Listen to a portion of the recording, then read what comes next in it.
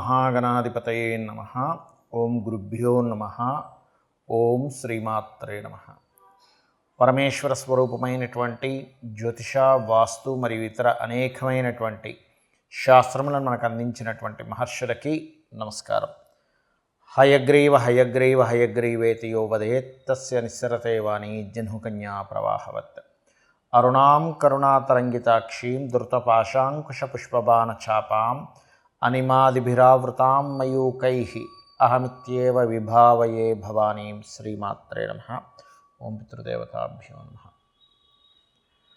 మనం ఈరోజు చెప్పుకోబోయేటువంటి టాపిక్ ఏమిటి అంటే 12 లగ్నాల వారు ఏ విషయాల పట్ల జాగ్రత్త వహించాలి, ఏ ఉపాసన చేసుకోవాలి, ఏ విషయాల వల్ల వీళ్ళకి కలిసి వచ్చే ఆస్కారం అధికంగా ఉంది అనే విషయాలు మనం ఇప్పుడు తెలుసుకుందాం. ఒకవేళ లగ్నం తెలియలేదు మీకు, రాశి చూసుకోవచ్చు. అంటే మేషరాశి, మరి మేషరాశిలో అశ్విని, భరణి, కృత్తిక, ఒకటో పాదం కూడా ఇదే వర్తిస్తుంది అంటే ఇదే వర్తిస్తుంది. అయితే ఫస్ట్ ప్రిఫరెన్స్ లగ్నానికి ఇవ్వండి, సెకండ్ ప్రిఫరెన్స్ రాశికి ఇవ్వండి లగ్నం తెలియని పక్షంలో. బికాజ్ ఆఫ్ మనిషి యొక్క మనస్సు కాబట్టి సెకండ్ ప్రిఫరెన్స్ దానికి ఇవ్వచ్చు, అందులో ఎటువంటి దోషం లేదు. అయితే దీనికి సంబంధించినటువంటిది ఇది మీరు పలానా లగ్నంలో లేదా రాశిలో పుట్టినందుకు ఇవి చెప్తున్నా. బట్ మీ పర్సనల్ చార్ట్ బట్టి కొన్ని కండిషన్స్ ఉంటాయి, అది నేను మీకు వీడియో ఆఖరిలో చెప్తాను. వీడియో ఆఖరి వరకు చూసినట్లయితే మీకు పరిపూర్ణంగా తెలుస్తుంది. ఇప్పుడు ఒక్కొక్క లగ్నం గురించి మనం తెలుసుకుందాం.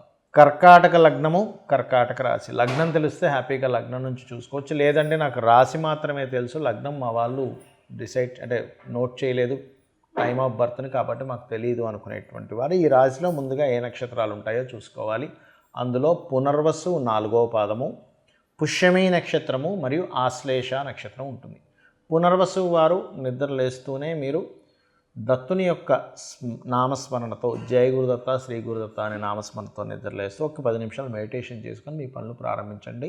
మీ యొక్క మైండ్ సెట్ ఎంత స్ట్రాంగ్గా ఉంటుందంటే అలా కనుక చేసుకున్నట్లయితే అద్భుతమైనటువంటి లైఫ్ని మీరు చూస్తారు ఈ ప్రక్రియ స్టార్ట్ చేసినప్పటి నుంచి. అదేవిధంగా పుష్యమి నక్షత్రం వారు వెంకటేశ్వర స్వామిని, అదేవిధంగా ఆశ్లేష నక్షత్రం వారు విష్ణువుని అంటే ఓం విష్ణవే నమః, ఓం నమో నారాయణాయ మంత్రం కానీ, ఈ యొక్క పుష్యమి వారు ఓం నమో వెంకటేశాయ అన్న నామస్మరణతో ఒక 10 నిమిషాలు కనుక ఉదయం నిద్ర లేచిన వెంటనే చేసినట్లయితే మీ మైండ్ సెట్ మీరే అబ్జర్వ్ చేస్తారు ఎంత స్ట్రాంగ్ అవుతుంది అనేటువంటిది.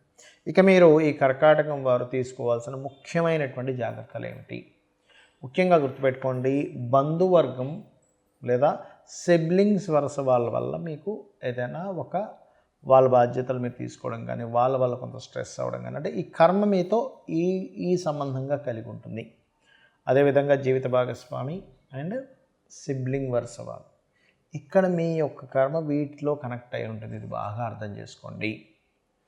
అలాగే మరొకటి ఏంటంటే ఇంకా చూసుకున్నట్లయితే మీరు పొరపాటును కూడా మీ యొక్క ప్రాపర్టీ రిలేటెడ్ సంబంధించిన విషయంలో ఏదైనా చిన్నపాటి మిస్టేక్ చేశారంటే కర్కాటకంలో జన్మించి, కర్కాటక లగ్నం ఆ రాశిలో జన్మించి, అదే మీ లైఫ్లో ఒక బ్యాడ్ దీనిలోకి తీసుకెళ్తుంది. గుర్తుపెట్టుకోండి. అంటే ఏమిటి, ఎలాంటి తప్పులండి? ఇల్లు నిర్మాణం చేసుకునేటప్పుడు వాస్తుపరంగా అనుకోండి, లేదా ఏదైనా ఒక ఆస్తి సంబంధించిన విషయాలు వచ్చినప్పుడు కొంచెం మనం ఒక్కోసారి రాసిపడి ఏదో చిన్న చిన్న తప్పులు చేస్తున్నాం అటువంటివి చేసినప్పుడు. ఎందుకంటే పర్టికులర్గా అవి క్లియర్ చేసుకోవడానికి మీరు పుట్టారు కర్కాటక లగ్నంలో. అది క్లియర్ చేసుకోవడం కాకుండా దాంట్లో ఇంకేదైనా మిస్టేక్ చేశారా, మళ్ళీ అది ఆ కర్మ వెంటాడుతూ ఉంటుంది. అది రోగరూపేనో లేకపోతే ఇంకొక రూపేనో వస్తూ ఉంటుంది. గుర్తుపెట్టుకోండి. కాబట్టి ఈ యొక్క అంశాల్లో చాలా జాగ్రత్తగా ఉంటూ, ప్రధానంగా మీకు మెడికల్ లైన్స్ సంబంధంగా మీకు మంచి ధనయోగాలు ఏర్పడుతూ ఉంటాయి. క్రియేటివ్ లైన్స్ మూలంగా ఏదైనా ధనయోగాలు మీకు వస్తున్నట్లయితే దానిలో ఎట్టి పరిస్థితుల్లో మీరు వదులుకోకండి. ఓకే. అలాగే మరొక విషయం ఏంటంటే, ఇక్కడ మీకు పాస్ట్ లైఫ్ గురువుతో ఉన్నటువంటి కొన్ని కర్మలు మీకు కనెక్ట్ అవ్వడం వల్ల మీకు తెలియకుండానే కొంత దేవతా సంబంధించినటువంటిది, గురు సంబంధించిన అనుగ్రహం మీకు అనుకోకుండా కలుగుతుంది ఈ కర్కాటకంలో జన్మించినటువంటి వారికి. అంటే మీరు దాని గురించి ఏ ప్రయత్నము చేయరు, కానీ గురువు అనుగ్రహం పూర్వజన్మ కర్మలో ఉంది కాబట్టి మీకు రావడం జరుగుతుంది. అది దత్తుడి రూపంలో రావచ్చు, మనకి అసలు ఎక్స్పెక్ట్ చేయనటువంటి విషయాల్లో అది రావచ్చు. ఇక మీరు చేయవలసినటువంటి దేవతారాధన ఎక్కువగా స్కంద ఆరాధన చేయండి. సుబ్రహ్మణ్యేశ్వర స్వామిని తలుచుకోండి, అన్ని విధాలా బాగుంటుంది. ఇప్పటి వరకు మనం ఏదైతే చెప్పుకున్నామో మీది గనక పలానా లగ్నం అయితే పలానా విషయాలు జాగ్రత్తగా ఉండండి అని, పలానా ఉపాసన చేయండి అని, లేకపోతే పలానా విషయాలు మీకు అందిపుచ్చుకుంటారని, మీ లైఫ్లో ఈ విషయాల్లో బాగుంటుందని మనం ఏవైతే చెప్పుకున్నామో ఇవన్నీ కూడా మీ లగ్నం బేస్ చేసుకొని దీన్ని స్థిరంగా ఉండేటువంటి కారకత్వాలు అంటారు. అంటే పలానా లగ్నంలో పుట్టాము అంటే పంచమాధిపతి రవి అవుతాడు మేషంలో పుడితే, లేదా వృషభంలో పుడితే పంచమాధిపతి బుధుడవుతాడు, అదే మిథునంలో పుడితే పంచమాధిపతి శుక్రుడు అవుతాడు, లేకపోతే లగ్నాధిపతి బుధుడవుతాడు. ఇట్లా కొన్ని కాంబినేషన్స్ బట్టి చెప్పుకుందాం. మరి పర్సనల్ చార్ట్లో ఇది ఏమైనా మార్పు వస్తుందా అంటే ఖచ్చితంగా పర్సనల్ చార్ట్ దగ్గరికి వచ్చేసరికి మార్పు వస్తుంది. ఎలాగా అంటే చెప్తాను చూడండి. ఇప్పుడు టీటీ ఇంజెక్షన్ ఉంది. టీటీ ఇంజెక్షన్ ఏదైనా సెప్టిక్ అయితే వేస్తారు. ఇప్పుడు ఆ ఇంజెక్షన్ అందరికీ పడదు. కొంతమందికి టెస్ట్ చేస్తారు, మీరు కొంచెంసేపు కూర్చోండి. ఎందుకండి, అది అందరికీ వాడడానికే కదా అంటే కొంతమందికి స్పెసిఫిక్గా కొన్ని పడవు. కొన్ని ఫుడ్స్ కావచ్చు, కొన్ని మెడిసిన్స్ కావచ్చు, కొన్ని వాతావరణాలు కావచ్చు, కొంత నీరు కూడా. ఒక్కోసారి చూడండి, నేను వేరే దగ్గరికి వెళ్ళానండి, అక్కడ వాటర్ నాకు పడలేదండి అంటాం, అక్కడ గాలి నాకు పడలేదండి అంటాం, ఆ ఫుడ్ నాకు పడలేదండి అంటాం. ఎందుకంటామండి? మరి మిగతా 100 మంది బాగానే ఉన్నారుగా, నీకు ఒక్కడికి ఎందుకు ఇలా అయిందంటే బికాజ్ ఆఫ్ ఎవరి శరీరతత్వాన్ని బట్టి వారికి ఎలా అయితే కొన్ని విషయాలు బాగా పడతాయి, కొంతమందికి బాగా పడవు. అదేవిధంగా సబ్జెక్ట్స్ కూడా చూడండి, 40 మంది పిల్లల్ని కూర్చోబెట్టి టీచర్ చెప్తా, అందులో ఒకరికి అద్భుతంగా అర్థమవుతుంది, కొంతమందికి అసలు సబ్జెక్ట్ అర్థం కాదు. ఎందుకు? మరి అందరికీ ఒకలాగే చెప్పింది కదా టీచర్ అంటే బికాజ్ ఆఫ్ వాళ్ళకున్నటువంటి అవగాహన, వాళ్ళకున్న ఇంట్రెస్ట్, ఇవన్నీ మనం బేరేజ్ చేసుకుంటాం. అంటే పర్సనల్గా ఉండే వాళ్ళ తెలివితేటలు కానీ వాళ్ళకుండే శరీరతత్వాన్ని బట్టి వాళ్ళకి తెలుస్తూ ఉంటుంది. అలాగే మీ జన్మజాతకంలో ఉండే కాంబినేషన్స్ ఇప్పుడు నేను చెప్పినవి ఏవైతే ఉన్నాయో కొంతవరకు అది మారుస్తూ ఉంటుంది. అంటే ఉదాహరణకి నేను మీకు మేషలగ్నం వారికి అప్పుల విషయంలోనే మెయిన్గా జాగ్రత్తగా ఉండాలని చెప్పాను. కానీ వారి జన్మజాతకంలో కొంచెం బుధుడు బాగున్నాడు అనుకోండి, అప్పుడు అంత ప్రమాదం రాదు. లేదా బుధుడు ఇంకా పాడైపోయాడు ఉదాహరణకి, అప్పుడు ఇంకా ఎక్కువ ప్రభావం వస్తుంది. సో ఇలాంటివి చూసుకోవాలి. అంటే ఏమిటి, నేను ఏదైనా ఆరోగ్యం గురించి చెప్పానంటే మీ జాతచక్రంలో రవిని చూసుకోండి. రవి బాగున్నాడంటే మీరేం కంగారు పడక్కర్లేదు. రవి కనుక పాడేయాడంటే ఇంకొంచెం జాగ్రత్తగా ఉండాలి. మానసిక విషయాల గురించి చెప్పాను, చంద్రుడు బాగున్నాడు, ఎక్కువ కంగారు అక్కర్లేదు. చంద్రుడు పాడయ్యాడు, అప్పుడు మీరు ఏ బియ్యం దానం ఇవ్వడమో చేయండి.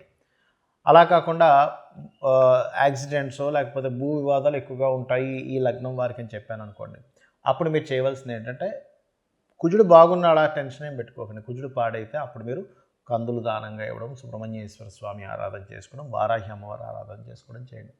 అదేవిధంగా బుధుడు పాడయ్యాడు, అప్పుడు విష్ణు సహస్రనామాలు బాగుంటే ఏం టెన్షన్ పడక్కర్లేదు. అంటే ఇప్పుడు నేను చెప్పినటువంటివి ఏవైతే ఉన్నాయో గ్రహం కనుక బాగుంది, ఆ రాసులు కనుక బాగున్నాయి, టెన్షన్ పడకండి. ఆ రాసులు బాగోలేవండి, ఆ గ్రహం పాడైంది, మరింత ఎక్కువ జాగ్రత్త తీసుకోండి అని నేను మీకు క్లారిటీ ఇస్తున్నాను. అదేవిధంగా గురువు అయితే శనగల దానంగా ఇవ్వడం, గురువులు అంటే ఏదైనా బంగారానికి సంబంధించినటువంటి టీచింగ్ లైన్స్ సంబంధించిన విషయాల్లో కొంత జాగ్రత్తగా ఉండాలి. శుక్రుడైతే వివాహ సంబంధించిన విషయాల్లోని, శని భగవానుడైతే మీరు చేసే జాబ్ రిలేటెడ్ సంబంధించిన విషయాల్లోని, హెల్త్ విషయాల్లోని, రాహు అయితే విదేశాలకు వెళ్ళి అక్కడ ఉండేటువంటి విషయాల్లోని, కేతు అయితే కొంత ఆధ్యాత్మికత లేదా కొంత వైరాగ్య సంబంధించిన కొంతమందికి వస్తుంటుంది.